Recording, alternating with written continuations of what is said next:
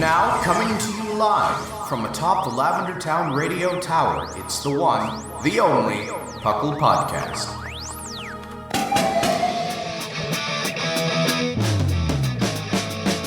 It's PUCL! PUCL!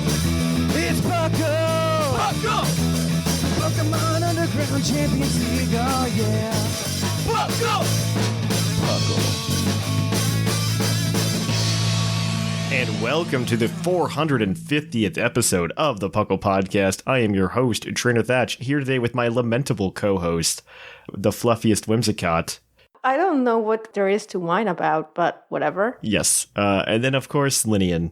I don't know what there is to whine about, but I'll find it. Yeah. And welcome to the PUCL Podcast. PUCL, of course, standing for the Pokemon Underground Champions League, a nonsensical name we came up with in 2007. The Royal We, by the way. The Royal We. Because it's mostly just me. But we talk everything here, Pokemon, from the trading card game to the video game to everything in between, whether that be Pokemon Conquest as per the usual, or even My Pokemon Ranch. Remember that? That was a thing. Yeah. I know it exists. I'm just waiting for you to break out the Band of Thieves and 1,000 Pokemon. No, because that only came out in Japan, and it was weird, and it wasn't fun. The thing that I really... So, I learned this week, by the way, that Pokemon Box is absurdly expensive. Because I was like, you know what? I'm a Pokemon fan. I'm a collector, right? That's the one thing missing from my collection. Also Pokemon Channel, but is it really missing? And so I was just looking into it. I'm like, well, how much would it cost to go get me a copy of Pokemon Box for my GameCube, right? Pokemon Box Ruby and Sapphire. And the answer is roughly $1,000. What? Yep. Mm-hmm. That was the lowest price I could. I think I found something for $900. But yeah, it's absurd. If you want That's insane. Yeah, if you want it in box, it's $3,000 to $4,000. Wow. It's just because it was so the release in the US was so limited. Mm-hmm. Small printing. Yeah, it was just such a small run that so many of them just don't exist anymore. Amazing. Yeah, it's so at some point I might do it. We'll see how desperate we get. If you subscribe to us on YouTube, there we go.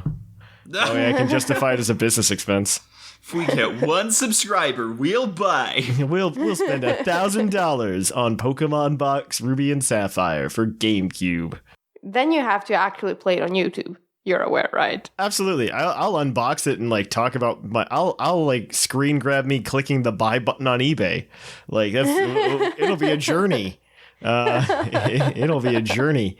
It's gonna be a time. Mr. Beast, eat your heart out. We're gonna buy Pokemon Box, and then we're gonna watch as Thatch takes all of his Game Boy games and uploads the Pokemon to them to put them on one save. It'll be a time. Pokemon, yeah, I didn't realize how expensive it was. A few years ago, I don't think it was that expensive, but it's definitely risen in price. A lot of the old Pokemon games, I've been out of the market for used Pokemon games because I just don't sell them and I own them, right? Mm-mm. And so I was looking into it recently because people were talking about buying Black and White 2 and all this other stuff. And they're like, yeah, it's this much for the cart. And I'm like, huh, I don't remember it being that expensive. Maybe $50, but I don't remember it being that expensive. Yeah. And I've looked into it. All of the DS games have just shot through the roof. Mm-hmm. Wow. Heart Gold Soul Silver, you can probably pick up. Well, I think any DS game at this point, you pick up for $90. Wow. It's $90. It's crazy. It's absurdly expensive now. I really hope that Nintendo tries to do something to remedy that. I would be really, well, not Nintendo, but TPCI, I should say, does something to remedy that. Mm-hmm. It would be really cool to see some kind of collection on the Virtual Console at some point, or the eShop. The Virtual Console doesn't exist anymore, but it'd be really cool to see something. But it's really hard to do the DS translation to the Switch, so I understand that being an issue. But even that, 3DS still kind of exists. Throw it up on the 3DS eShop randomly, It can't be that hard to put DS titles up. Except the eShop is it's... It did shut down in a couple countries. The 3DS eShop shut down in a couple countries. That's true. And it's not shut down in some countries, but it's now you can only pay with Nintendo cards instead of your credit card or PayPal. Mm-hmm. It's slowly winding down. Yeah, as it should. The only thing I'm because that's a lot of games that are just going to be poof. You know what I mean? I like the eShop as a concept just because it kind of like kept all of their content evergreen. I understand with it might not be worth it to an extent for them, but I don't know. Like if you left the lights on over there, I don't know how much like server maintenance is. So Thatch is uninitiated. Maybe somebody's an IT guy listening. Let me know how much server maintenance is you think for eShop.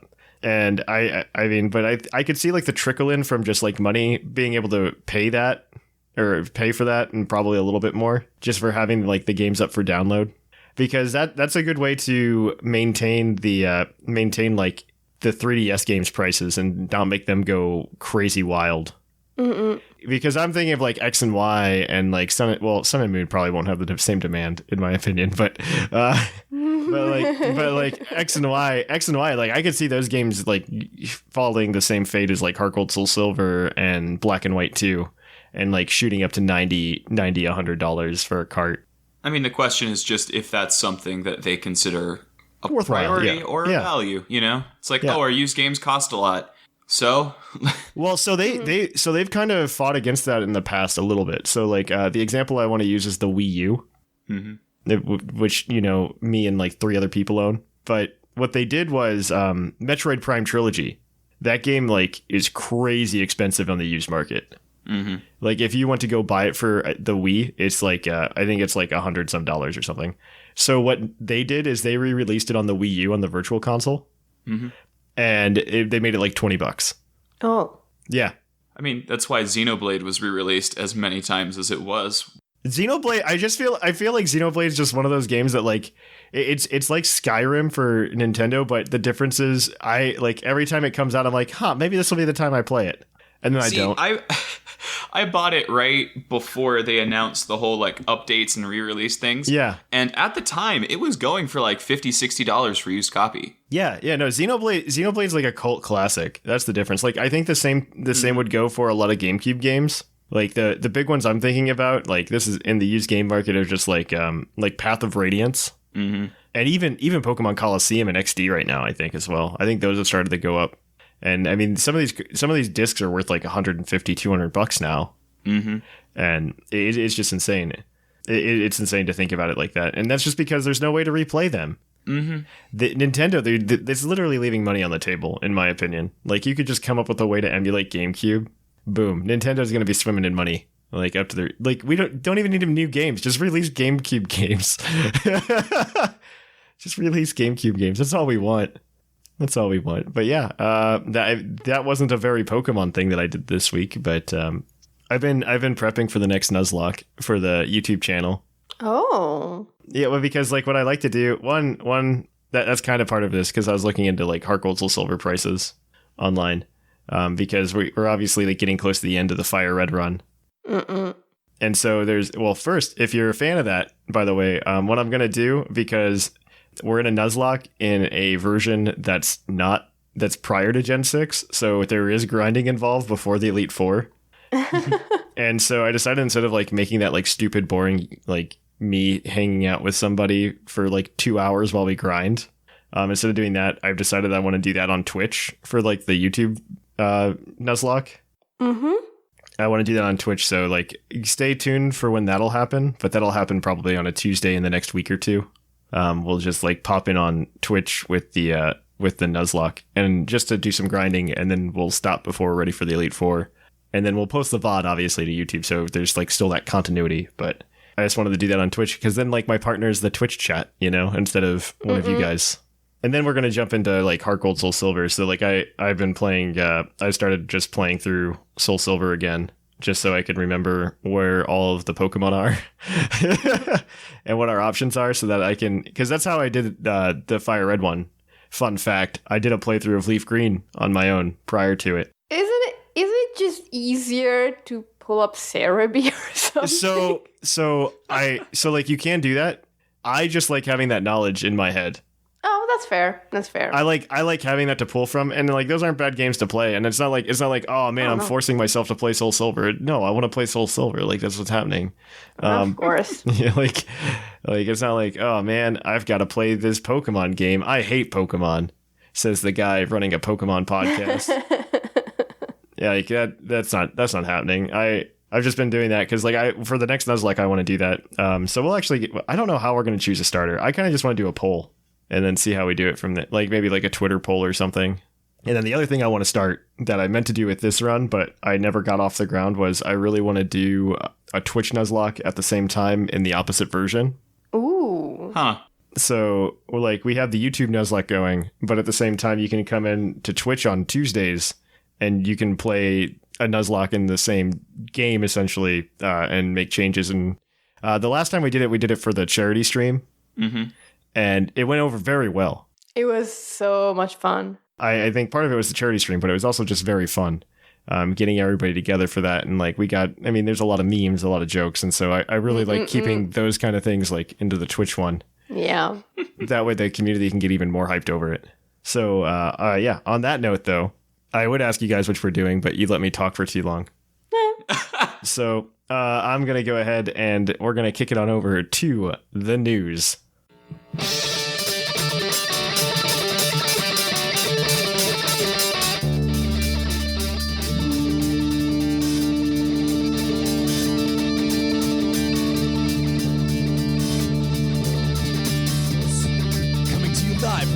Town Radio Tower. This just in.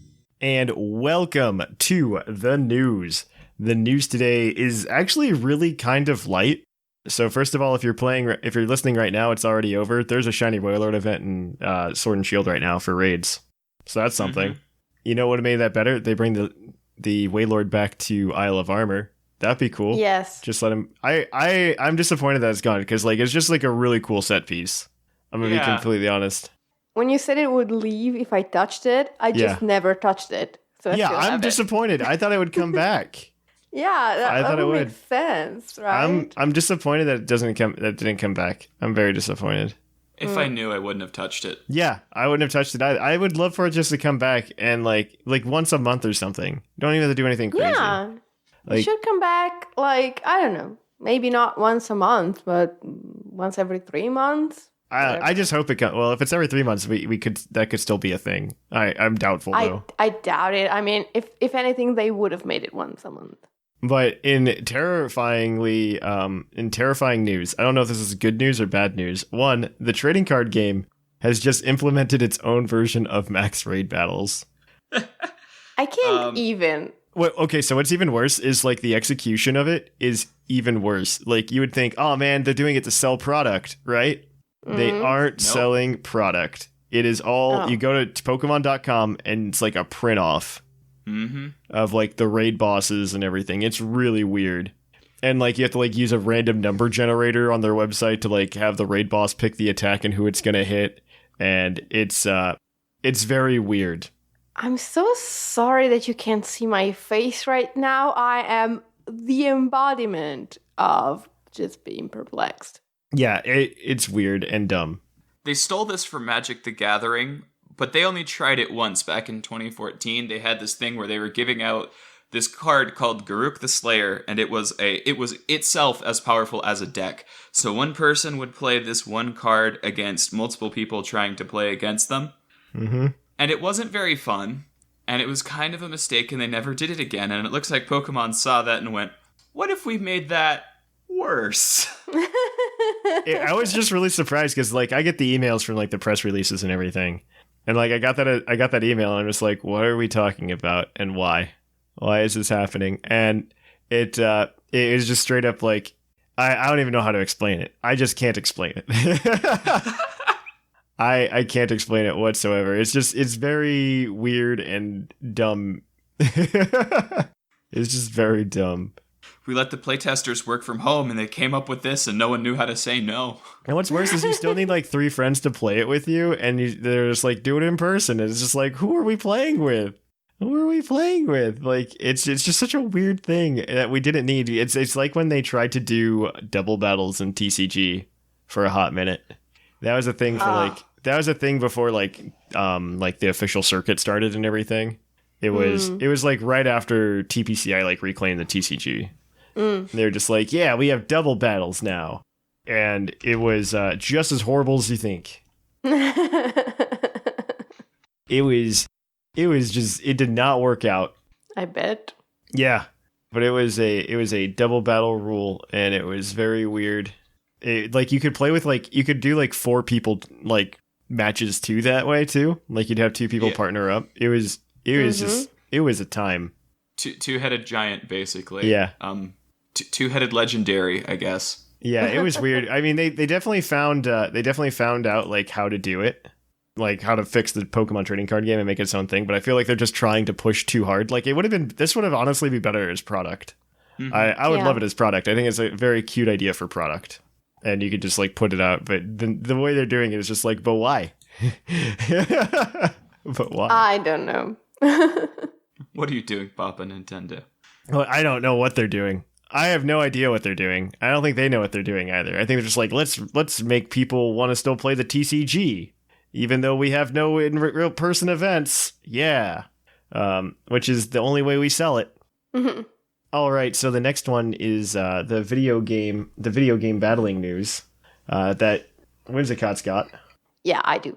They have announced the next online competition. It's called Armor Beginnings.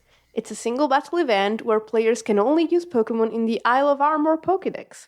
Registration is open until July the 23rd, and the event runs on the weekend, July 24th to July 26th.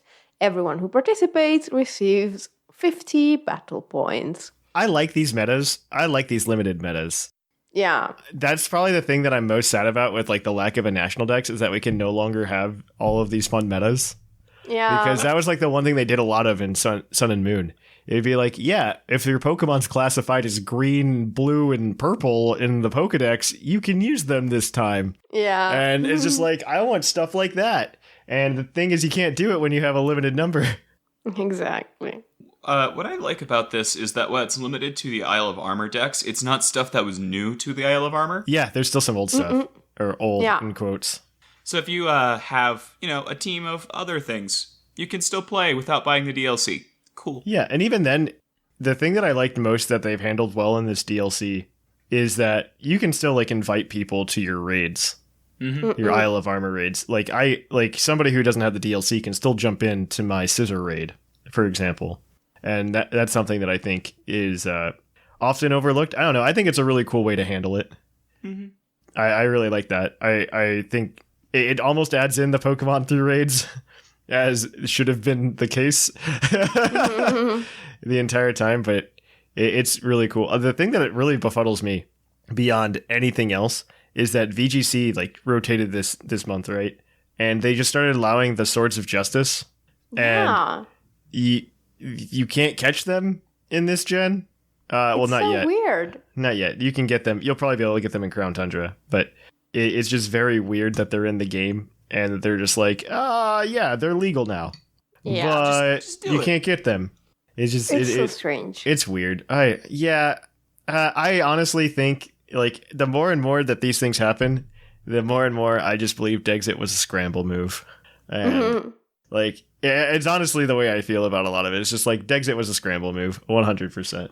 They're just trying to cover, especially with the Crown Tundra leaks for the Pokedex that we got as well. But that's for another day. That's for another day. I guess we get to go to Pokemon Go now, right? Yeah. Okay, it's Pokemon Go time. Yeah. Fantastic. Ooh. Pokemon Go Fest lead-in week. Week 3, that started. It's got to focus on friendship and runs until the 22nd. Yep. So, the middle of the week. Hope you're listening to this on Monday for that to be relevant. I don't know. I don't know what our numbers show that it's mostly on Monday. People listen on Monday and Tuesday, and then there's a random bump on Friday. Interesting. Yeah. Timed research introducing Petalil and Alolan Raichu is going on. Summer-themed Pokemon in Eggs and Wild, including Bellsprout, the most summery of Pokemon. Can't think of Bellsprout without thinking of summer, I guess. Yeah. I mean, it's a flower, kind of. It's kind of a flower. Additional special spawns during Go Fest if 1 million players complete it for each team. Yay. I don't know how it's been going so far, and I haven't been playing. I'm going to be completely honest. My conspiracy theory is that they're just trying to have this be have people use the team switch to like slowly even it out, so it's not quite as 100% one team as it's been for the past little bit? It's been better, I think. It shifted recently. It went from like blue team being like the biggest one, and then it shifted to yellow team for a little bit. It's a weird distribution. There was never a gym that wasn't blue at my university campus ever. Blue was the most popular for like the longest time, and that's honestly. I'm talking about last week. But and I mean, it's still possible that you have like pockets of that still, obviously. But then I think you have people who are joining up later and they're realizing, oh, yellow's the underdog, and then boom, it's now no longer the underdog. It's a self-fulfilling prophecy. Because we are trendsetters. Yes, yes. That is the word. It's just interesting. No, the coin is literally, I think it literally exists because you went and you joined a team before, and then you met friends who were a different colored team, and you're just like, oh man. Yeah. Mm-hmm. Yep. And that's why it exists. It's so when Sublime inevitably changes his mind, like he can come back. Speaking of Niantic, I didn't, but Niantic makes Pokemon Go. They started rolling out a remote raiding with friends, where you can invite up to like 5 friends, regardless of distance, to a raid near you, which is the way that Pokemon Go should be played. Mm-mm. And in my opinion, this should have happened from day one, but whatever. And currently, I think it's P. McGee has it written as level 40 players, but I think it's been lowered already. Yeah, to 35 because I got an it's down to invitation, 35. and I'm 35. Yeah, so we can invite now, so it's much better. So it's really cool. I'm happy with the feature. I wish my friends would stop blowing up my text messages about it, but that's fine. That's fine. Hi, Mark. Hi, Ryan. And so Hi. Leave him alone. Not leave me alone. We just have we have a group text with like all the people that play Pokemon together. Coincidentally, we also all play D&D together, so it works out. But it's a time. I guess there's a couple more things, and I'll let you read them, Whimsicott. Yeah. Okay. They're so exciting. Right. Apparently, if you have a Samsung phone, you just log into Pokemon Go and get a special outfit. Cannot verify. Wow. I tried it. I have a Samsung phone. Maybe it's not implemented yet. I don't know. And then, if you have an Ultra Buddy, now in the lead up to the Pokemon Go Fest, it can find you a rare Pikachu Visor. None of that's exciting. Right? None of that's exciting. Yeah, that's Pokemon Go for you though, and that's the news this week because we are running out of things to talk about, says Pokemon. We just had that Pokemon Unite game come out. We were hoping people would still talk about it. Ugh. And they are. They are, just not positively. Any press is good press. They're talking about it for the right reasons, which are not the reasons the Pokemon Company wants you to talk about it for. Yes. But yeah, this is a good place to swap it over, though. So that's the news. We are going to kick it on over to Puckle's Poke Quiz now, where we are going to quiz your co-host on their insane Pokemon knowledge.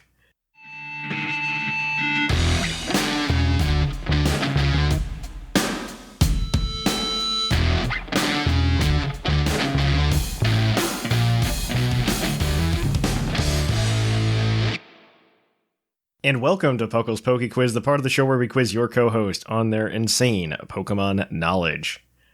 Today, Whimsicott and Lynian are going to be operating as a team to answer 5 Pokemon-themed trivia questions provided by you on our Discord server.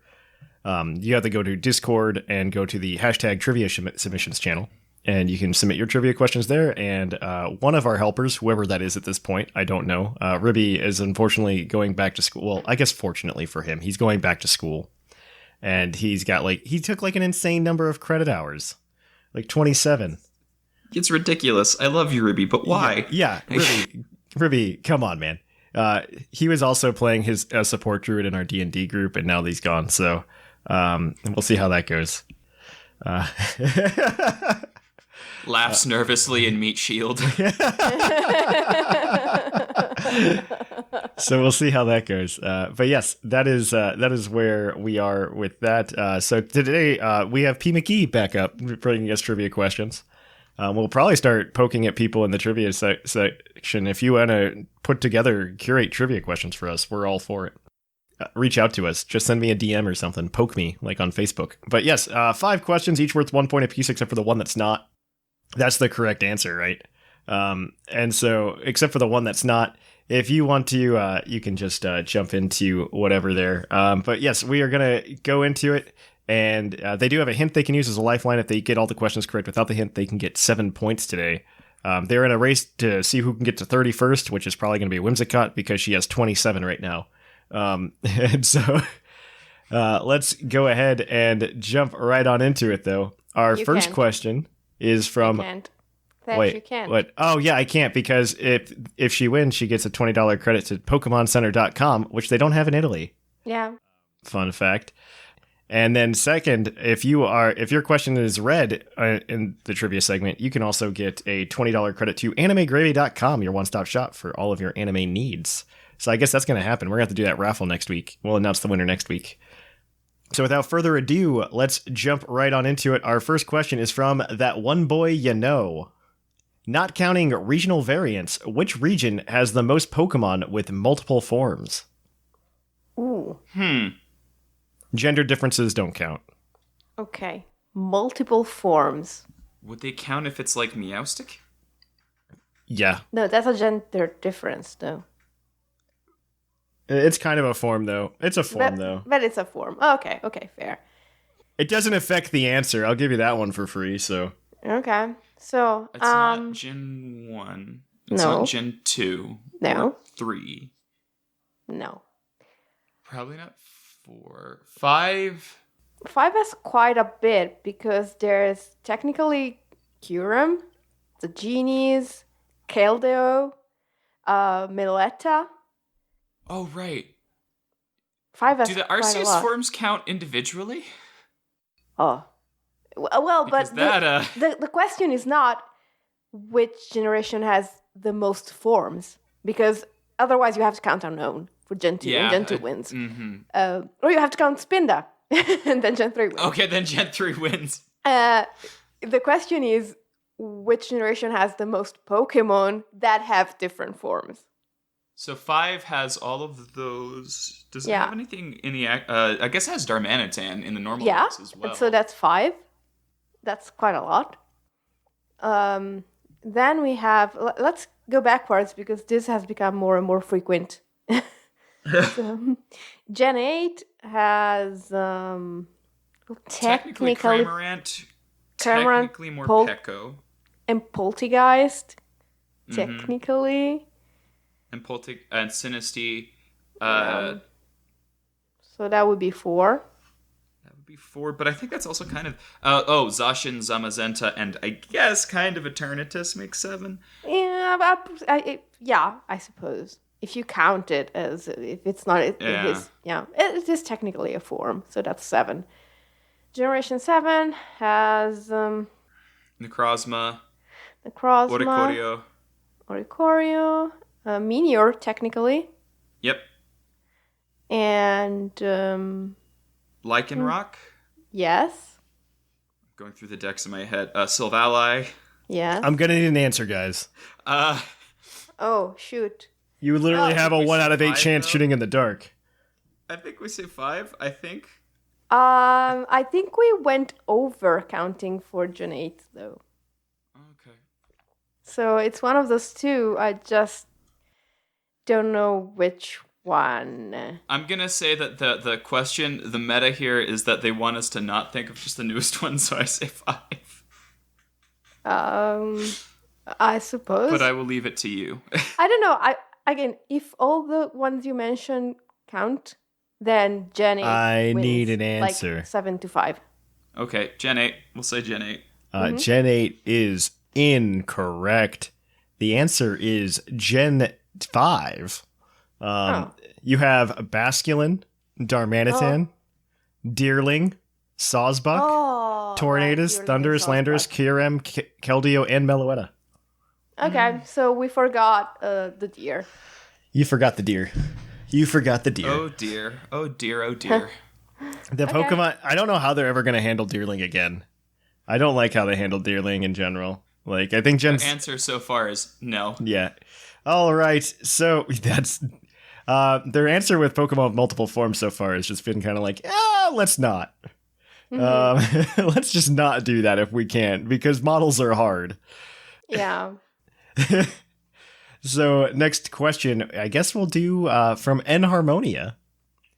Excluding event distribution, what is the only Generation 1 move that is still exclusive to a single Pokemon? Wow. Excluding event distributions. Can you think of anything else that gets Kinesis? No. No, I can't. Single Pokemon, not a line. Ooh, okay. single Pokemon. Huh. Does Mewtwo get something weird? I don't think you're gonna get this one. This one's hard. That's not Psystrike, but that one didn't come until way too long. Okay. And it was a move introduced in Gen 1, right? It wasn't Yes. like we're not talking Dragon Hammer. Okay, so well, something about the Executor line? No, because does anything? No, because other things get Barrage now. Okay, and Egg Bomb too. Well, Chansey. Okay. Whew. Porygon line gets. You do have the hint. We do. You know what? We're not going to get that point. Let's just cash the hint in. This is a dual type Pokemon that got a baby form in Generation 2. Okay. I guess I won't ask you what the move is, but Oh, is it Lovely Kiss? Maybe, but then it's a single Pokemon and the entire line gets it. So I don't think what? because I don't think Smoochum gets Lovely Kiss. I think it's just Jinx. Smoochum does get the kiss moves. It gets at least Sweet Kiss, I think. Well, that's the thing. Sweet Kiss has always been widely distributed. I don't know about. Exactly. So maybe it is Lovely Kiss. Well, what other dual types got babies? Because I can't think of anything that Jigglypuff has that's. Okay, so technically Jigglypuff is a dual type, yes, but I don't think Jigglypuff has any exclusive moves. So yeah, maybe we can go with Lovely Kiss. I can't think of anything else, so I'll go Me with Lovely neither. Kiss. a Lovely Kiss is correct. Lovely Kiss on Jinx is the only Pokemon that can learn it. It was technically in the game data for Smoochum in Generation 2 as an egg move, but there's no way to obtain it. Oh, And as such, it's actually been removed from Smoochum's move pool afterwards. that's kind of cool. Yeah. Huh. So there you go. You're That's 1 good for trivia. 2. You still have a couple more points there you need, Whimsicott. Yeah. So this next one is your Pokedex entry as always. And this next All right, one I'll is pull up the random number generator. this one is from Rymurf. Its Pokemon Shield entry states, scales shed by this Pokemon have such a splendorous gleam to them that they've been given to royalty as gifts. Who's that Pokemon? I apologize. Scales shed by this Pokemon have such splendorous gleam to them that they've been given to royalty as gifts. Who's that Pokemon? Sounds like Milotic. It sounds like Milotic, or it sounds like Kingdra because of the Dragon Scale. And also Kings. That's such a Yeah. good point. But I think I like Milotic more. I think, Me too, and I know because it has more colors. and because the whole thing is about it being beautiful. So Yeah. Also, wait. Technically, Kingdra is not in the Shield Pokedex. It's just in the Isle of Armor Pokedex. no, but I think people are combining those though. Okay, Yeah. fine. I'm still leaning towards Milotic. I think that would make sense. I'm gonna go with Milotic. Yeah, let's go with that. Melodic is unfortunately incorrect. The answer is gonna kill you. Is Kingdra. Is it Kingdra? Come on. The answer is gonna kill you. I'm just trying to choose names that haven't been like on the show. Like I'm trying to like get those entries in. I apologize. Well, you've got another week at least, so. So our next one is gonna be from Bilingual. Both question options that P gave me are from him. So no. So these all actually have enough that you can get 3 points here to really wiggle you guys out of some trouble because you're 1 for 3 right now. So we can get to 4 for 4, like the Wendy's special. And so, like I know what that is. it's a 4 for 4. You get a soda, a sandwich, 4-piece nugget, and fries. The obesity crisis. 4 things for $4. Okay. It still comes out to like a gross amount of calories because even like the sandwiches are small, but I don't know how they do it, but they somehow pack 1,200 calories in there. I mean, Most of the soft drink. Yeah, probably. bread and the salsa, the sauce, whatever you call it. So. Yeah, okay, that's fair. We'll take you to Wendy's next time. That's what you call them. All right, so this one has there are 5 answers. I only need 3, one per point. Okay. What 5 non-poison type damaging attacks can poison the opponent? Twin needle. Wait, he said non-damaging. No. Non-poison type damaging. They are damaging. Okay, non-poison type. Yes. Okay, so yes, Twin needle is correct. I'm going to give you 2 strikes and then you're out. Well, 3 strikes and then you're out, I guess is the name of the game, but yeah. Is there something with like nature power when you're in a certain terrain or something? I mean, we have 2 strikes. I say we say it. Okay, nature power. Not nature power, unfortunately, no. Okay. Toxic orb fling, would that count, Whims? That does count. That is 2. Oh, cool. Need 1 more. Can Butterfree poison with its max move? Yes. Yeah, then G-Max Befuddle. That is correct. That is 3 points. The other 2 you're missing were Secret Power. It can do that when it's in the grass. Oh, that's what. And the other one is G-Max Stun Shock. Right, because that's poison or paralyze. Yep. Yeah. So yeah, you guys are 4 for 4 now. Whimsicott cross the finish line. Okay, we did that. Now we just need an extra point for Lynian. All the right. next leaderboard. Question number 5. I'll let you guys pick. Do you want HDM 2000 or P. McGee? Well, P. McGee has no mercy. I'll take my chances. I think you chose wrong, but okay. Oh, no. This is from HDM 2000. What not fully evolved Pokemon has the highest base speed? Not fully evolved Pokemon highest base speed. So Voltorb comes to mind. It's pretty fast. I can't think of anything kinda- faster. Going down the line here. So that one. Does it mean so not fully evolved wouldn't count single stagers, right? No. They're not going to be. No, those are No. technically evolved. Those are all fully evolved. Oh, okay. Yes, right. Okay, cool. So what's something stupid fast? That is stupid fast when it's tiny. That's a good thought process. So Ribombee is really fast. I don't think Cutiefly is faster than Voltorb. What is Voltorb's base speed? Do you know, Lynian? North of 100. North of 100. Okay, that's a lot. That's a bar. Yeah. I'm pretty sure that Voltorb's base speed is either, if it's not 100, it's like 105. But yeah, we have to be beating 100 for it to be relevant. Okay, with an unevolved Pokemon, that's a lot. So, I can't think of anything that got an evolution afterwards that was that fast, because, like, Electabuzz is not that fast. No, it's not. It's base 95, I found out. Voltorb? Thank you. No. Electabuzz. This one? Electabuzz. Oh, okay. I found that out because we used him in the Nuzlocke. And I was Well, like, wow, he's speedy. And then I realized he had a decent base speed. You know what? I just realized Galarian Linoon now counts. Ooh. And it has a base 100 as well. So unless it's a tie... Ooh. Right. I am going to need an answer. I think Voltorb may edge it out. I trust you. I'll say Voltorb. Voltorb is incorrect. The answer is Sneasel.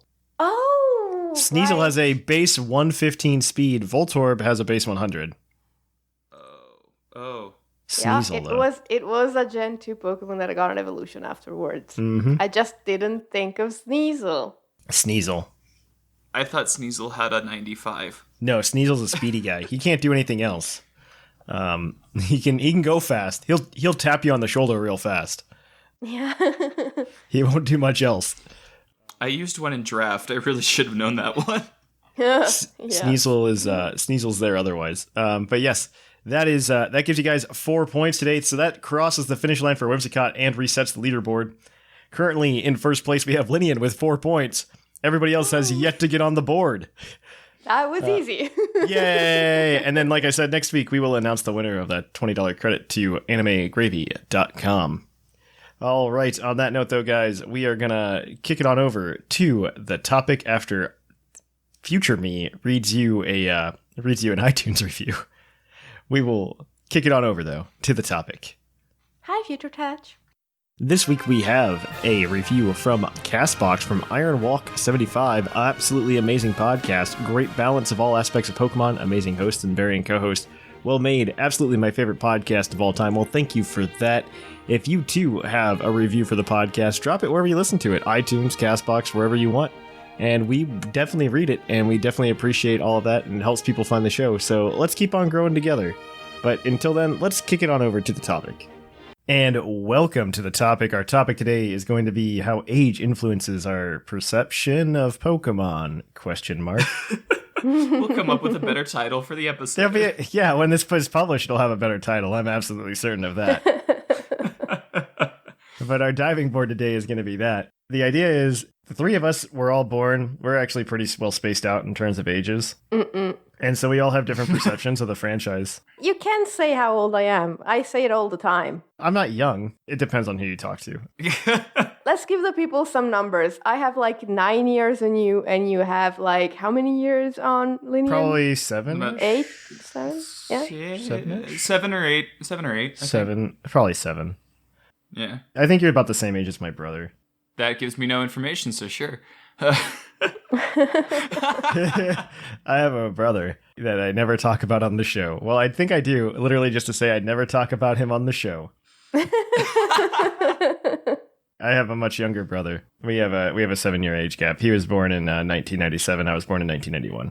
Okay, so yeah, 7 years then. But he was born at like right at the end of 1997, so it's a weird thing. It's one of those things where like you have a brother, but like, do you really have a brother? Because you're 7 years apart. I have one sibling. This is not something that I connect with. I have one sibling. We get along because we have the same parents. Like, we're stuck in that, like, familial group together. So, like, that's why we interact with each other. If that makes sense. Like, that's our connection. Is like, yes, we share a gene pool. Yes. And that's kind of like the extent of where we go. Pokemon, though, is something that probably different. Because, one, I was definitely, like, target demo when it came out in 1998 in the US. By far. They wanted kids that were like 8 to 12, you know, to jump in and like play Pokemon. And I was 8 when it came out. I remember very vividly. Pokemon was the second video game I ever purchased or ever had in my, like the first game I had was, you can buy this on the eShop, by the way, on 3DS. And I did, mostly because I'm a sucker for nostalgia. I'm somehow a fan? Yes. I'm a 90s kid. So like I write BuzzFeed articles that only reference Rugrats and stuff. I bought it was Super Mario Brothers Deluxe for the Game Boy Color. And it's on the eShop on the 3DS, so I bought it. Like, my first video game of all time is like best video game of like 1983. And then the next game I got was Pokemon Blue, back when you still bought video games based on the cover art. Yeah. Because that's how I did it. Because like my parents were like, yeah, we'll buy another game, and like you go to the store and like you look at the cabinet with the games, and they're just like, that one looks cool. Yeah. That turtle looks like he could punch someone in the face. In the face. Yes, maybe one day they'll put a wrist cannon on him and he'll punch somebody in the face. That was exactly my thought process. The cover art for Red and Blue version was really cool, though. I will admit. It was very dynamic, especially It was the very red dynamic. one. I found out recently. I was looking into why did they switch it to blue, because what happened in Japan, for those of you unaware, it was red and green came out. Obviously, like red and green, they had very poopy sprite art. Very poopy sprite art. It was not good. It was not good, and there were like a lot of, like, we think of red and blue, and we're just like, yeah, those games had bugs, and then it's just like, imagine that, but more bugs.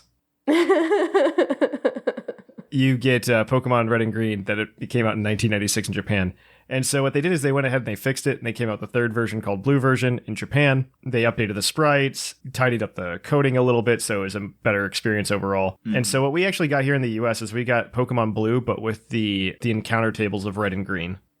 Yeah. Yes. That's what we got. And they switched it, I found out, from green to blue in the US because they thought it would sell better as a blue version instead of a green version, because that's the color of the American flag. Fun fact. Powerful. Wow. That's they might not have been wrong in the 1990s. So I don't think they were. It's just impressive. Yeah. Yeah. That was the thought process that I read, is they switched it to blue version because of that thing that Whimsicott and I reference all the time between each other in private. The exit obviously really affected me, and the iTunes reviews will tell you that. We were talking about it, and I'm just like, well, I think I'm affected a bit more because I have Pokemon brain. And she's like, oh, haha, what a joke. And then I showed her a research paper. Yeah. There's a research paper. This exists, by the way. This is like a 100% real, like, somebody got funding to do this. They did CAT scans of people who grew up playing Pokemon, and they took CAT scans of people who grew up not playing Pokemon. And there were different consistent difference in activations of brain regions. If you grew up with Pokemon, your brain is wired differently than somebody who didn't play Pokemon. Isn't that just amazing? Isn't that crazy? And so Whimsicott was obviously older. She was like in her late teens, early adulthood when the game came out, right? Yeah. And so like she didn't have the opportunity to like get her brain rewired like mine. Exactly. All the rewiring that was done to my brain is that now, whichever like fantasy setting we're in, I think the type chart of Pokemon applies to it. Yes. Yes, that makes sense. It's like, oh, of course Kakashi is going to win against something that uses a water chakra.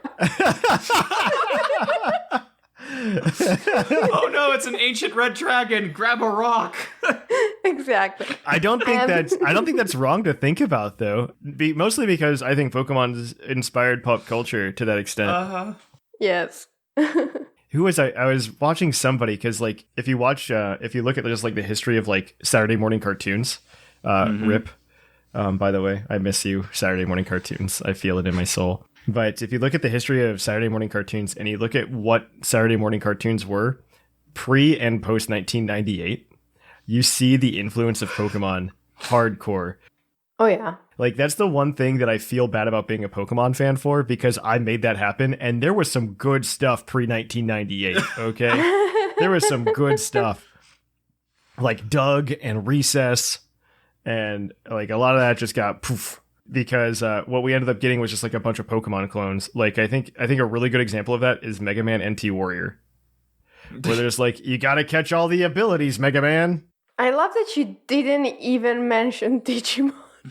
Digimon's different. I think because Digimon was one of those things. I don't think it was purely a copycat of Pokemon. Digimon came out like in like the exact same year as Pokemon. Yeah. It came out in 1996. It was just like one of those like, yeah, we both thought having monster pets was cool. Type deal. Okay. And they have some pretty big differences. Like Digimon has a good anime. Yes, a much better anime. Fair. That was really good. They're doing another one right now, by the way.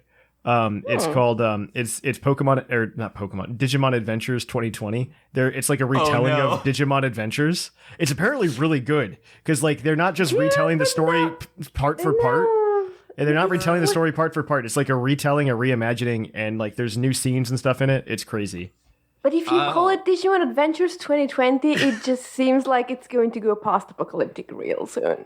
I mean, it was Digimon. That was kind of the plot. Digimon anyway. Adventures in general went post-apocalyptic, so I would even argue Digimon Tamers. Oh, Digimon Tamers was a nightmare fuel incarnate. I love it.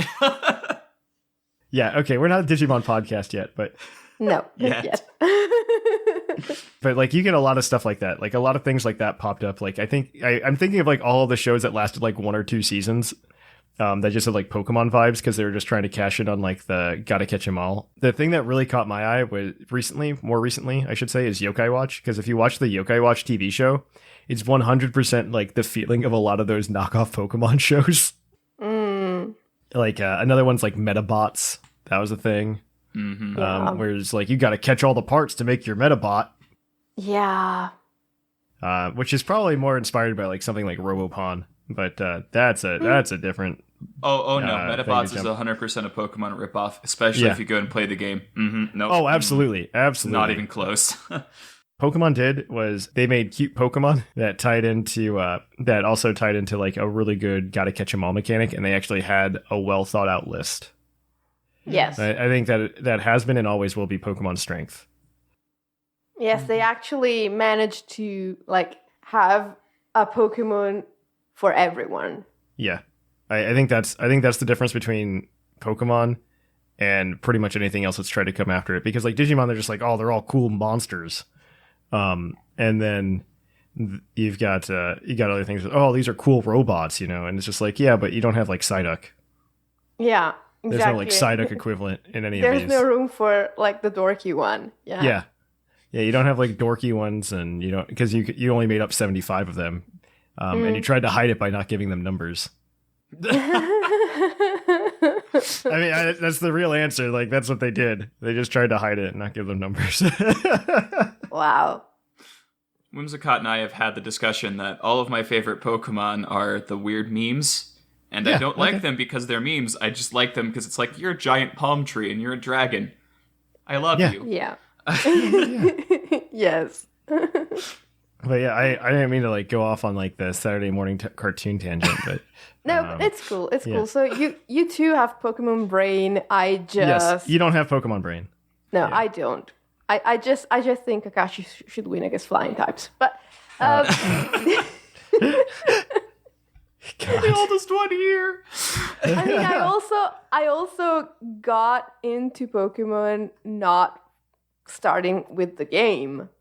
Yeah. Because actually, the reason I like Pokemon is that, so I'm not even going to try and make it like, oh, I only watched cartoons when I was 17 because I have much younger siblings and I was like watching them in the afternoon after school and they were watching. No, I was watching cartoon when I was 17. Yeah. Okay. I watch Power Rangers like now. Like I'm an adult.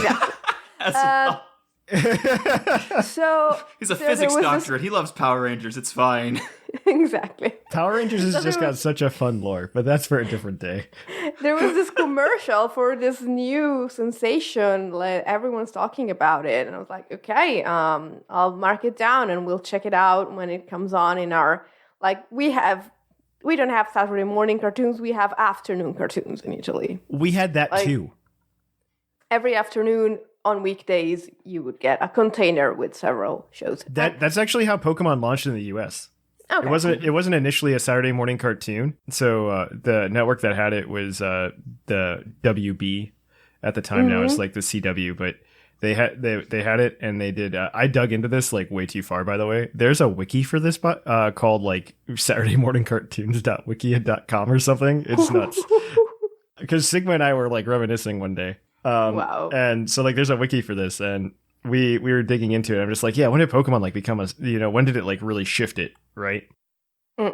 So we were looking into it, and so Pokemon like started as just like the weekday cartoon. They just like dropped it into like their weekday schedule because one, you've got like 52 episodes in a season. Yeah.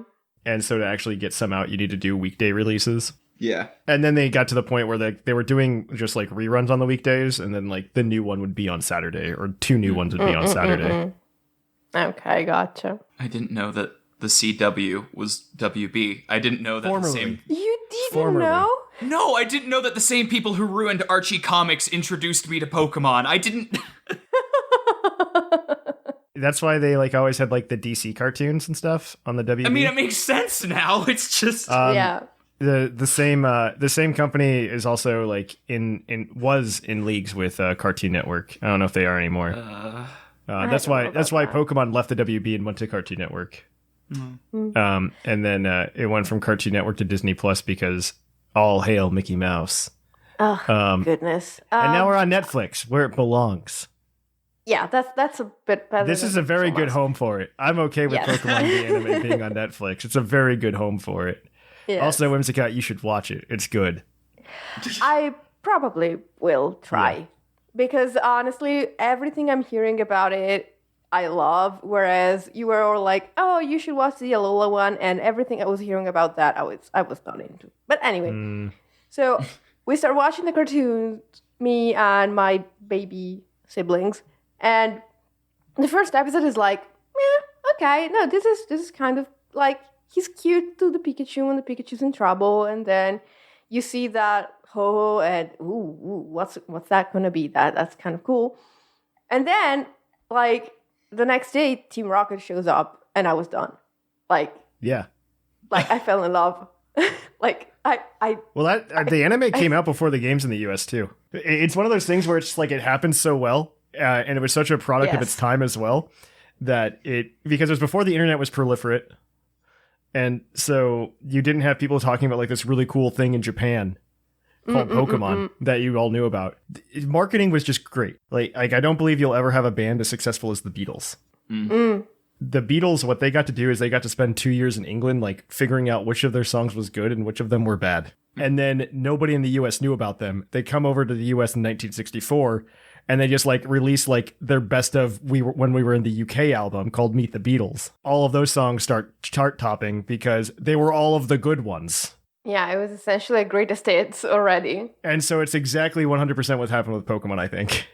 It was out in Japan. It got to work out the kinks. They're like, here the thing. Like, if they would have launched Red and Green, it would have been bad. I have to say, this is a very US-centric perspective you're taking right now. Yes, no, this is a very US-centric perspective. I think you can't ignore the success of Pokemon in the US economy being the largest economy in the world, at least at that time. Yeah, no, absolutely. Like that is where all the big dough came in from. I understand it's probably different for you, but I think it's just like this. I think it was just this wonderful marketing storm. It was a perfect storm of marketing, as you say, because it just, I don't know. I think the anime came out a little bit earlier than the games here too, or vice versa. It was pretty concurrent, and and the thing is, it was all of a sudden everything was Pokemon.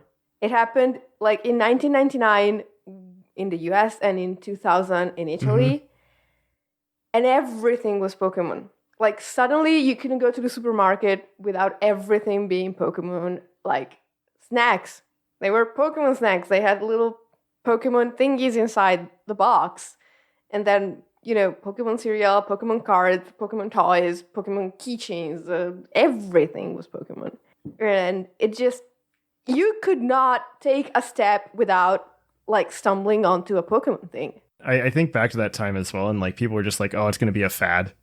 It's just a fad. It's going to blow through. And like, here we are now, 22 years later. Yes.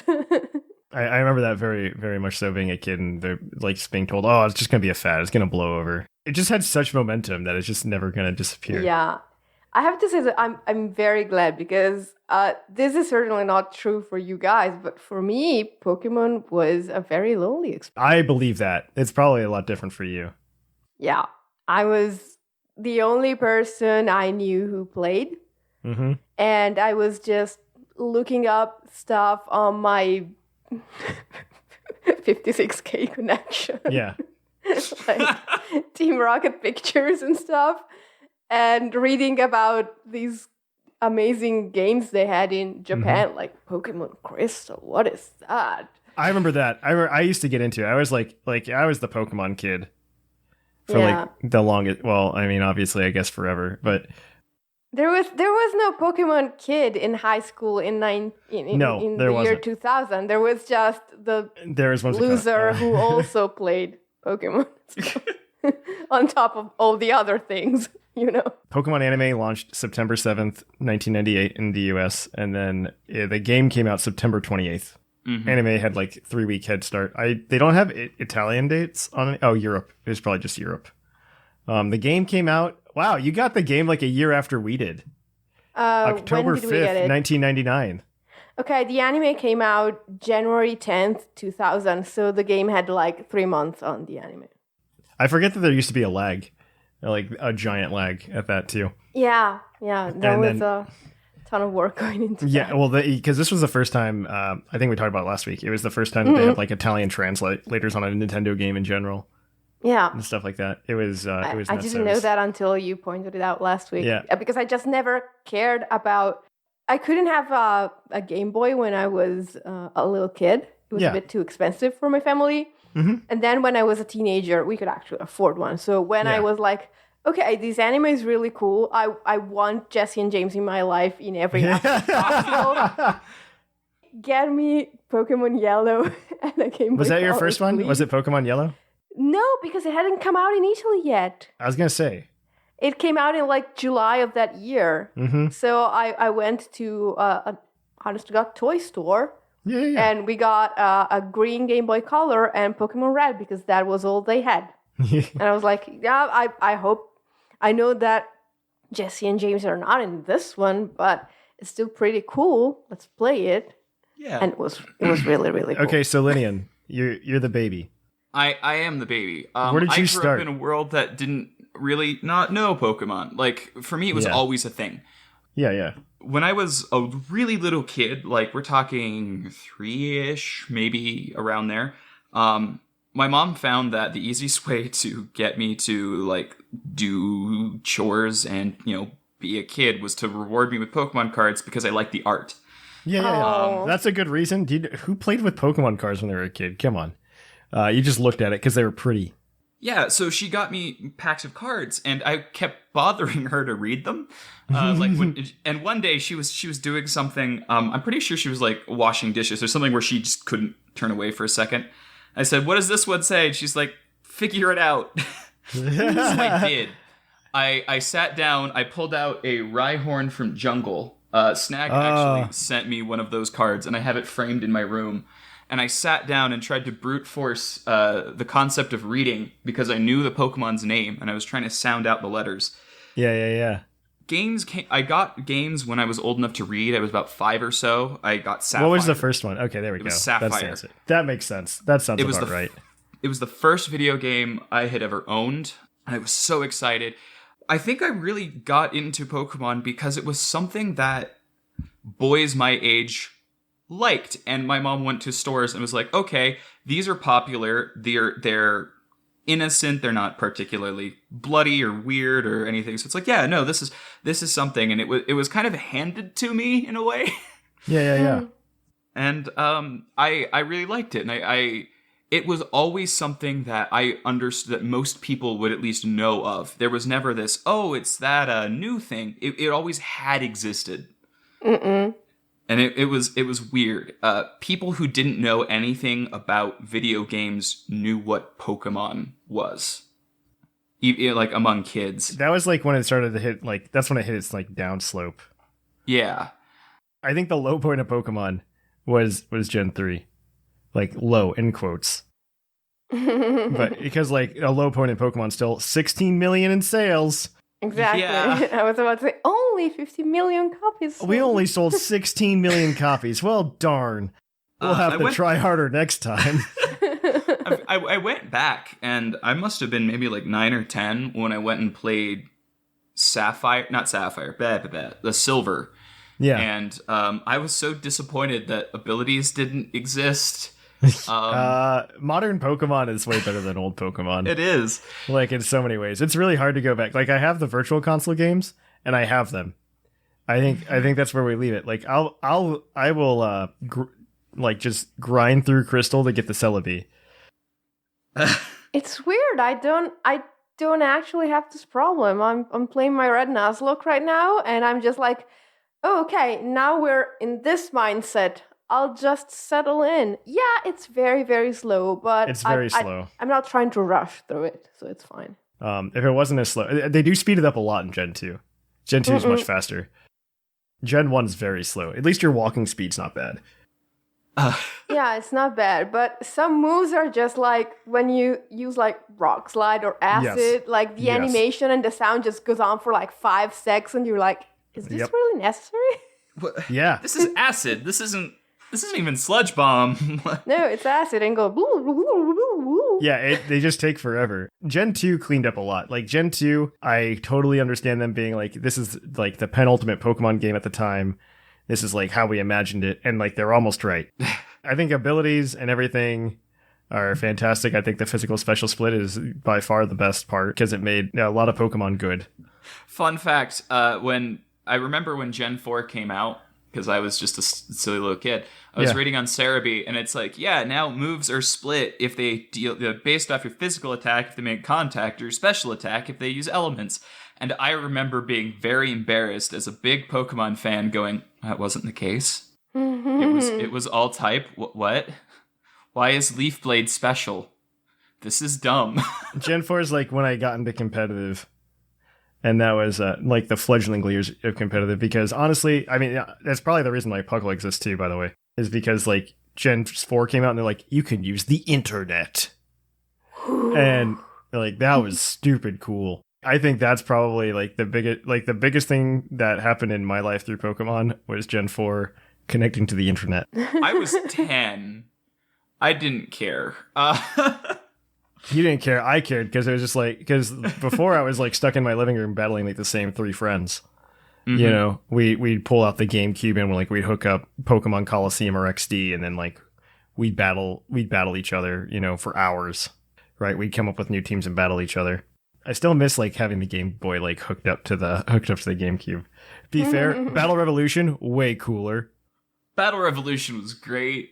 Battle Revolution's a bad game, but it's really cool for battling each other on. Battle Revolution let you customize the phrases that you could say when you sent the Pokemon out, and that needs to come back. Forget it lets you do a lot of crazy stuff. It was I really liked Pokemon Battle Revolution in terms of like I think it's better now that we can battle like straight onto the TV with Sword and Shield. I mean that's better than what we had, which was nothing in Gen 6 and 7. Man, what would I give just to have like a really cool stadium simulator? Like I'd still pay for it. Pokemon Snap 2 came out. I can dream. Yeah. I can dream. I want to drop a little nugget here. Hey, guys, do you know when the first time was that I had an in-person Pokemon battle? No. PUCLCon. I believe it. I believe it actually because like especially like if you were in your age bracket, like it's not your fault. It's everybody else for being dumb. Yeah, exactly. Thank you. I think it's a cool experience. There are actually like 2 or 3 friends I have that were born the same year that I was, and they actually like Pokemon. They played Pokemon. I just didn't know them at the time. Yeah. So I guess it was my high school that sucked. Well, I mean, it's honestly like a really like I would say at that point it was probably like semi-niche like in your age group because when I was in high school it wasn't cool to like Pokemon, right? Like it wasn't cool for me at least. Like around Gen 4 time, they found out that like I was doing a podcast and stuff in school, and they'd like razz me about it all the time. Yeah, I bet. Somebody tried to call me Thatch at high school once. My response was, "Joke on you. You listened to it."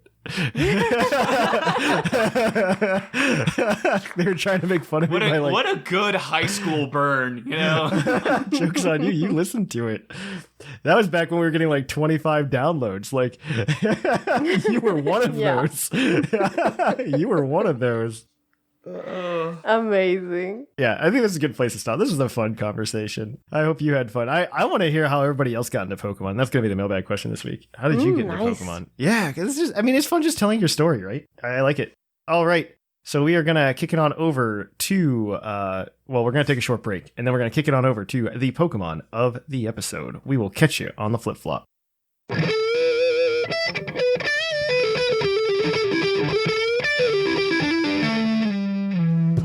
Episode. And welcome to the Pokemon of the episode. Our Pokemon of the episode this week is National Dex number 80, Slowbro, the Hermit Crab Pokemon. And the Pokédex entries for Galarian Slowbro are both absolutely fire, so I'm going to read them both. The one in Sword says, a Shelter Bite set off a chemical reaction with the spices inside Slowbro's body, causing Slowbro to become a Poison-type Pokemon. And the Shield one, hold on to your horses, says, If this Pokemon squeezes the tongue of the shelter biting it, the shelter will launch a toxic liquid from the tip of its shell. Ooh. I hate that. I hate that a Isn't lot. that just cursed? It's not that the shelter's biting its hand. It's that it's got its hand around its tongue. Exactly. That is, I hate that. Slowbro, you're no longer my favorite. No, go away. I like that. I like that a lot. All right, so we're talking about Galarian Slowbro today. I don't know if he's the better Slowbro, but he's a Slowbro, let me tell you. He's not. He's a fun Slowbro. He's fun. He's fun. He's got a base 100 attack, base 100 special attack. I like the way they shifted his move pool around compared to how they do other Galarians typically, or like regionals. Because like they shifted it, like base Slowbro has 75 attack. Now he has 100 because they took it out of his. They took some out of his defense, and they took a little bit out of his special defense too. I like it. It's cool. They made him a bit more offensive. It's really fun. Go party with Slowbro, you know. And he's Poison Psychic, which is like a unique typing. Yeah. And it's almost a good one. So today we have a VGC team with Galarian Slowbro. I'm sure it's good. I've played like a couple of matches on it randomly. I haven't lost with it yet, but I'm not very high on the VGC ladder on Showdown. I play more VGC on cart, and I didn't put the team onto the cart this week, so I just played with it on Showdown a little bit before we did it, just to get a feel for it and see if there's anything like really weird. But I will let you guys. I'll let Lynian start with the Slowbro. The Slowbro, it's got a twisted spoon because this is VGC and good items are hard to come by. Yes. We've got 252 HP. We've got 252 special attack, 4 speed, quiet nature, to minimize your speed, maximum your special attack. 0 speed IVs. This team isn't totally hard Trick Room, but it has the mode. Despite that, it has quick draw because why not? Just cheat out, go fast, hit things. It should probably not have quick draw. It should probably be own tempo, but it's fine. Quick draw's fun. We've got expanding force for your psychic stab. There's something that sets terrain, so that'll be fun. It hits both enemies in a double, and with Twisted Spoon, that's gonna hurt. We've got Shell Sidearm, a move that has so many weird finagly bits. It's hard to explain. Other than right now, it's a it's a special poison type move. Sometimes, but sometimes it's not. Yeah. It does. It maximizes its damage output, which is nice, I guess. Like, yeah, Bulldoze to trigger a weakness policy. I guess speed control on a Trick Room team. Cool. And lastly, we've got Trick Room itself. So Slowbro is your only Trick Room setter on this team if you want to go Trick Room. Well, the team's not all about Trick Room. Yeah, exactly. That's why I said if you want to go Trick Room, you use that Slowbro. Yeah, so it's okay. If you don't want to go Trick Room, you have Urshifu with the Expert Belt. It has Unseen Fist because of course it does. Yes.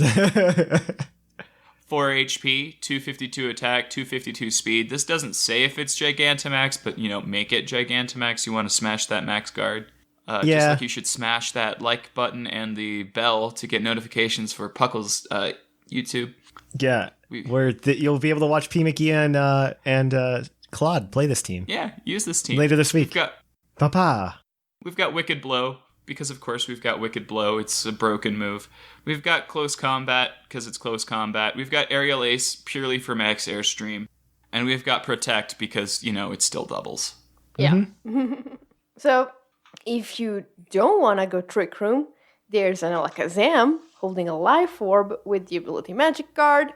It's got max special attack and max speed, of course. It's got a timid nature. This thing just wants to outspeed you and kill you before you can kill it. It's got Expanding Force, Dazzling Gleam, because Dark types, Focus Blast, because Dark types, but sometimes you just want to hit one, maybe, and also Steel types. And Protect, because it's doubles. And all of these users of Expanding Force are relying either on someone Dynamaxing and setting up Psychic Terrain with Max Mindstorm. I got that one. Yes, that's correct. That is the correct one. I used it last night. I should remember. or they are relying on female Indeedee. It's holding a Psychic Seed. It obviously has Psychic Surge.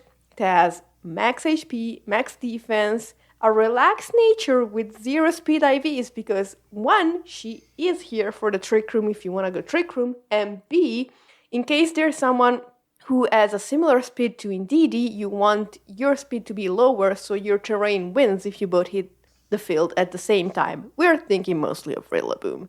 She is also carrying Exploding Force, and she also has Follow Me, Helping Hand, and Reflect. All of that's really nice. Yes, very, very nice. Every once in a while, you need Urshifu to need that. It needs that helping hand. It needs that helping hand.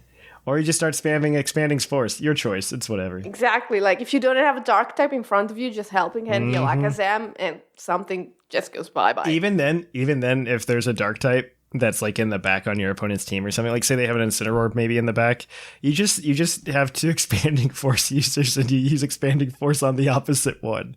Yeah. That way, if it gets switched in, it's just like, that's fine. One of these is going to hit. Yeah. Yep. It's great. I love that move. It's so stupid. I love that they added in moves that were specifically just to do stupid things. Like that is like the 20 moves they added were just like, they're all gonna be stupid.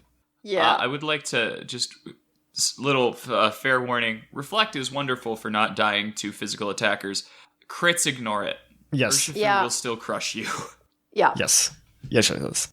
So Tyranitar is on this team as well, because it's a Tyranitar and you just want good Pokemon and you don't want Expanding Force spam to happen to you. Fair. So it's holding Weakness Policy, which is really cool, and it actually goes with the Slowbro if you want to use Bulldoze to activate the Weakness Policy. 252 HP, 252 attack, 4 special defense. Rock Slide, because Rock Slide's good. Superpower, Protect, and Lash Out. I don't actually remember what Lash Out does. I never used it. Doubles damage if you've had your stats lower than the previous There we go. Okay. It's to punish Intimidate. Yep. Catch you later. Well, I guess not Incineroar, but it will. It's crazy. Its base power goes to 150 if its stats were lowered. That's good. Yeah, I like that. Intimidate. So basically, what happens is you get intimidated, and it's not so much Incineroar pays for it, so much as whoever trusted Incineroar pays for it. Mm-hmm.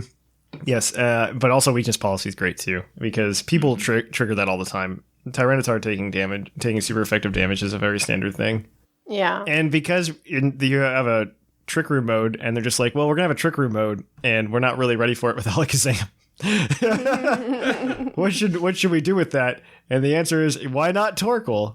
And so I honestly think this Torkoal is only here for Trick Room mode. I don't think it's here for any other reason.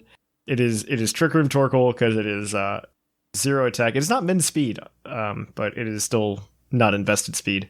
252 HP, 252 special attack, 4 special defense, modest, 0 IVs in attack if you want. It obviously has Drought, and it's got Eruption, Heat Wave, Solar Beam, and Protect. It's literally just there to be a fire type if you're really scared of things that fire types are weak to. So Torkoal's the odd man out on this team. Torkoal's such the odd man out on this team. He doesn't belong.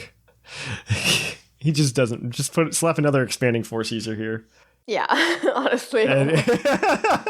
Clawitzer. Get Clawitzer with Terrain Pulse. There we go. Ooh. There we go. That gets boosted by Mega Launcher. There's your trivia for the day. We just did it. All right. But yes, that is it. If you want to watch this team, you can go over to YouTube, youtube.com/PuclPodcast later this week to watch P. McGee and Claude try it out on the ladder.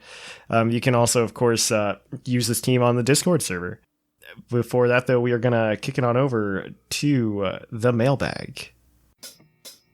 It's mail time!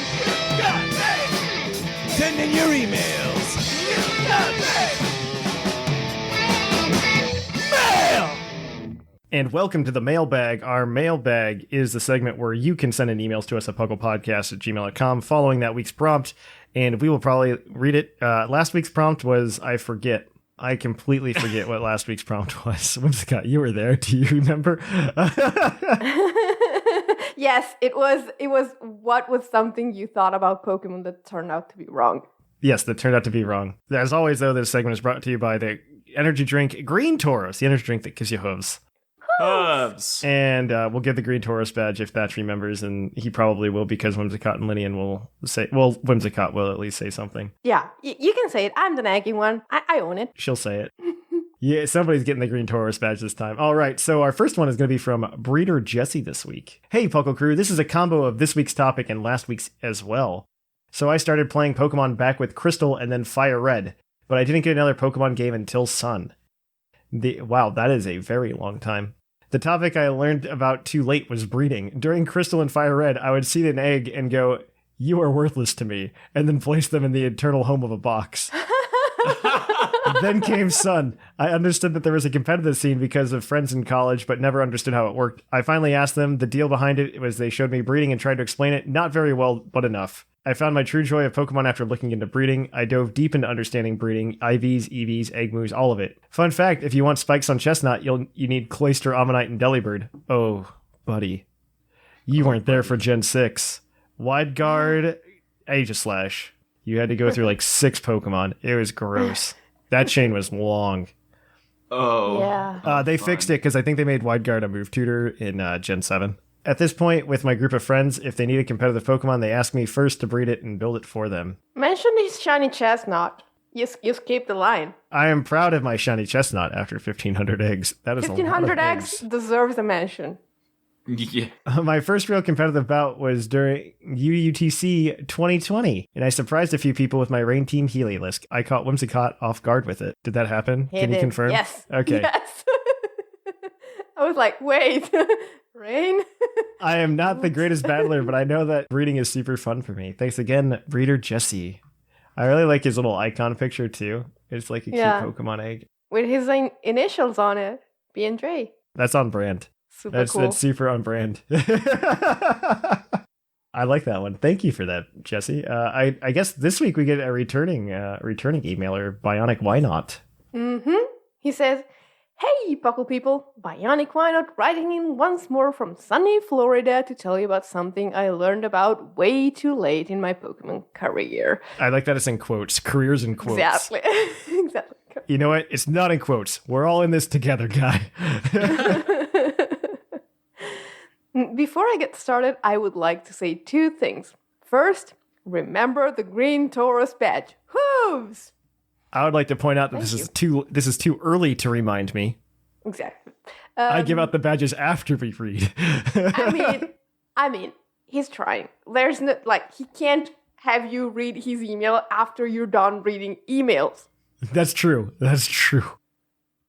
Okay, so if you did, good. If not, you probably just did it.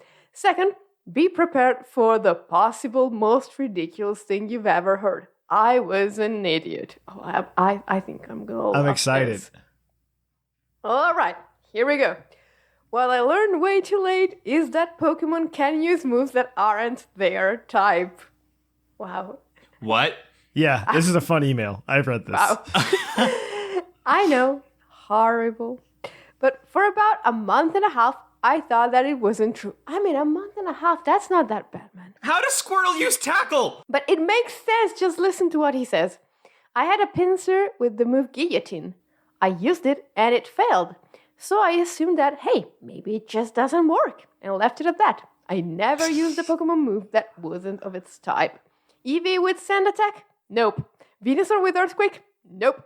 Granted, I was like 8, but for some reason in my little head, it made sense. Until I was ice beamed by a Milotic. And then I realized, I am an idiot. Ever since I realized I was a very bad Pokemon trainer back in the day. But anyways, as much as I love talking about how dumb I am, I've got to go. So here I am, Bionic Why Not, blasting off again. This was so great. That was great. I love these little stories because, again, not having ever been a kid while playing Pokemon, I never had, my tiny child brain make up something as absurd as this, and I miss it. I wish I had. I bet my brain would have come up with some really stupid crap. There was a lot of playground stuff back then. That was the big thing. That's what you missed out on. You missed out on the playground rumors. The truck and the Mew thing was the big one. That's obviously the big one everybody talks about. I mean, I was okay with it because I never did it myself because I'm just that's a lot of work. because you'd have to like trade a Pokemon over that you cut and all this other stuff. It was just a headache to do. To be fair, I did at some point gain the conviction that everyone had that if you pressed a certain combination of button on your Game Boy while you were trying to catch a Pokemon at the right time, it would help you catch it. Like, even I had that. I don't know where I picked it up. I still mash B. Yeah, I still to this day pull the control stick down and hold B. I think it was down B or down A for me, yes. There's no reason to. I just do it. The other ones that were really big were like the Pokegods. That was a thing for a little bit. Apparently, I'm literally just quoting Dr. Lava videos now. Well, I guess it was on Did You Know Gaming. He did a Did You Know Gaming recently. There was apparently like a huge one in Germany that was only in Germany because of the way they translated abracadabra and alakazam. And so like they do abracadabra alakazam in German. They do a straight translation. But in German, there's another name that comes after that. Oh. It's Bim. These kids are going around. There's a Pokegod named Bim. That's the evolution of alakazam. Oh, yeah, that makes sense.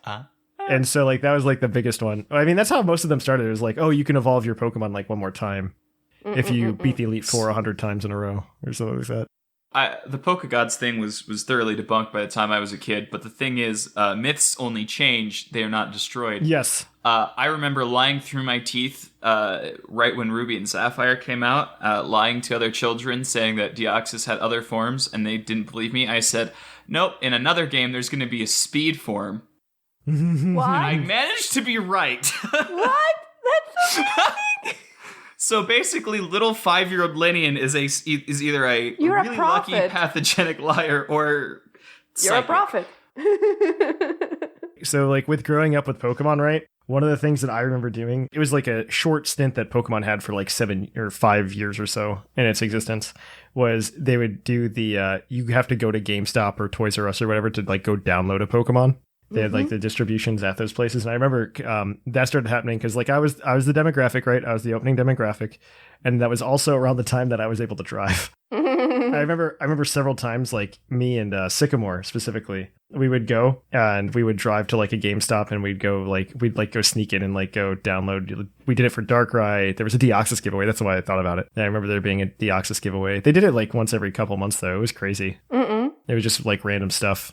There was a Jirachi giveaway at one point. I have a lot of these distribution cards now too. Yeah. I've got a lot of them. I don't know why. I don't know what we're gonna do with them. It'd be something cool to do at like a PUCLCon or something. Yeah. If there ever is one again, but it'd be really cool to do that. Like, hey, yeah, you can download the Celebi for Heart Gold. Get the event. I could do that for the playthrough we're gonna do. This one's from Hitmonlee MC. Hello, Thatch, Galarian Thatch, and Alolan Thatch. That's my favorite opening. More perfect than this person realizes. Yes, I love it. I love it. Right? Whimsicott is now exclusively Galarian Thatch. Yeah. And you're a Alolan Thatch. After listening to your latest podcast, as I do every Monday morning, I went home and started watching your Black 2 Nuzlocke, and I learned something new about Pokemon from Thatch himself. You taught me that fainting does not, in fact, lower friendship as I, as many others previously misconceived. What? What? No, it does. No, it doesn't. No, it drops it by 1. It's Where's just like that? a minuscule amount that doesn't Yeah, it really does matter. drop it, though. No. Yeah. Do I have to pull up the Cerebi page? 'Cause I'm looking it up. You No, it keep does. going. You keep going. I'll believe you. I need to see this myself. Live on air, we are... Yeah.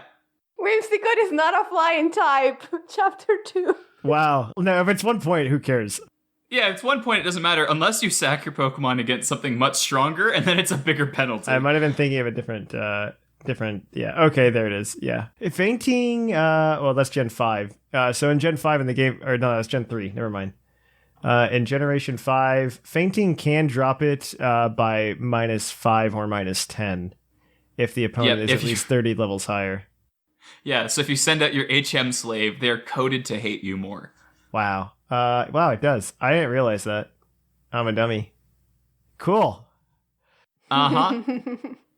I thought it was such a coincidence that I felt I should write in. I'm glad you did. This was powerful. Wow, so Thatch was wrong. That happens like pretty much never, so enjoy it. Yeah, Thatch was wrong. Cool. So, to continue his email, because the rest of it's still interesting, I'm playing along with your Nuzlocke as I watch with my own unique challenge. I only face gym leaders with a Pokemon of their gym type. That's a fun way to play. It's like Marilyn Monroe losing the Marilyn Monroe lookalike contest. That's what this feels like. My final team. No, this is like that thing in Let's Go Pikachu and Eevee. No, I am the ultimate Psyduck master. Oh my gosh, those were dumb. Sigma did all of them. Yes, and he did. I respect him surprised. immensely. Yes. My final team will consist of the 4 Elite Four member types, as well as trying to match one type to each of Iris's Pokemon. Thank goodness for dual types. My question for you is, do you guys play with any fun challenges other than the Nuzlocke or Whimsicott? Thanks for all the hard work, Hitmonlee MC. No, Well. I'm vanilla. I guess being a gym leader is kind of a challenge like that. That's different though, because like that's not playing through the game. I do like the gym leader in Summer League though. Well, maybe not this year as much as in the past years. Like I have to say, like team building in this year was like, because we're doing 3v3 singles, we're doing Battle Stadium instead of OU for reference for everybody who hasn't played in previous Summer Leagues. But in OU, you're playing 6v6, and like I like building teams for that meta more than I like building teams for BSS. Same. Shoot me. Like we had a slight change into the rules for our team building, but those are always just fun little challenges. But in terms of playing the game, I'm vanilla. Like you do Nuzlocke. I do another thing is that sometimes I will do a not fully evolved challenge. So if my Pokemon have more than one stage of evolution, they can never reach the last one. That sucks. Yeah, a lot. Closest thing would be like the first time a game comes out, like the first playthrough, I don't use anything that I could get in a previous game. Oh yeah, same. But other than that, I don't play Pokemon for difficulty, so I don't do difficult runs. No. I play it because I want to zone out and click the super effective button. Like I need the extra narrative if I'm replaying a game that I'm just too familiar with. Yeah. If I'm going through Kanto for like the 7 billionth time, I'm gonna do a Nuzlocke. Please no more Kanto. I didn't even play Red and Blue, and please no Kanto. Please no more Kanto. Like I'm tired of Kanto. I'm so tired, Game Freak. Please stop. And then TPCI goes, but Gen 1, my friend. Everybody loves Gen 1. Hey, it's 4 p.m. Time for your new Gen 1 Pokemon. Yes, honey. I mean, they're not wrong. That's the sad part, right? Like, they're not wrong. Gen 1 sells, hence Charizard number 4, and inevitably Charizard number 5. Yes. I'm just more hurt by the fact that Charizard was the only one that was let into Sword and Shield. I'm very hurt by that. Right? No, I mean, it says at first. It's sure, at first, but like, it's still stupid. It's still stupid that I had to wait until DLC to get Gigantamax versions of Venusaur and Blastoise. Yeah. That's stupid. That shouldn't have happened. It was already like, oh, he gets 2 megas, and then... I'm just surprised that Isle of Armor didn't give us Delta Mega Charizard or whatever. I mean, we're already kind of getting Charizard 5 in the form of like Regidrago. Regidrago, yes. Yeah. Regidrago. Regidrago is just Charizard number 5. That's fine. Regidrago is my favorite Harry Potter OC. You're probably not wrong. But yes, I think that... Did we finish that email? Yeah, we did. Okay, cool. We need to give out the Green Tauros badge.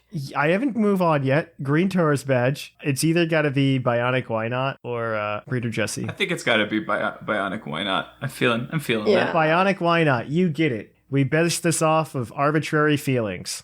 There you go. Come to the Discord server and grab your Green Tauros badge. All right, but if you want to email us next week, you can email us at puclpodcast@gmail.com, letting us know how you got into Pokemon. What was your first Pokemon game? How'd you get into it? Let us know. And then if you want to keep up with us throughout the week, just join Discord. We're all almost always there.